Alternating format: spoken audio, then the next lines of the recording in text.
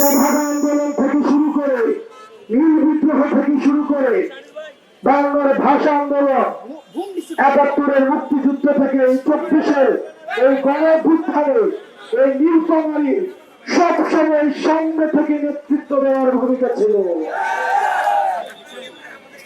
বিপরীত দিকে এই নীলফামারীর মানুষ সব সময় বঞ্চিত।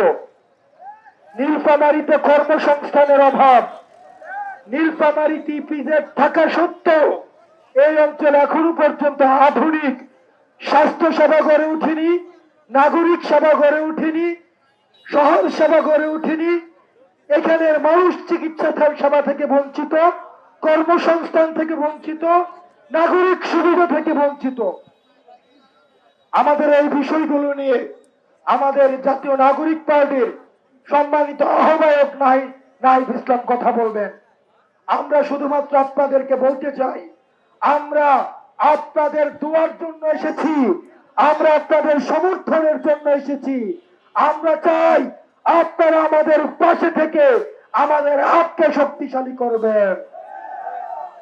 আপনারা যদি আমাদের পাশে থাকেন, আমরা বলতে পারি দুনিয়ার কোন জালেম আমাদেরকে রাস্তা থেকে উঠাতে পারবে না। দুনিয়ার কোন জালেম ফেরাউন নমরুদকে যদি একসাথে করা হয় তাও একটা হাসিনার সমান হবে না। আমরা সেই হাসিনাকে রাস্তা থেকে উৎখাত করেছি।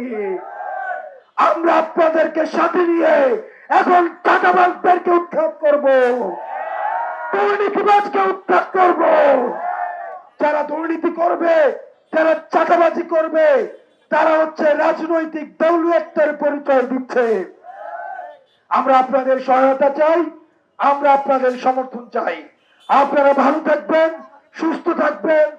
আপনাদেরকে সাথে নিয়ে পথ থেকে প্রান্তরে, গ্রাম থেকে গ্রামান্তরে সবার সাথে দেখা হবে।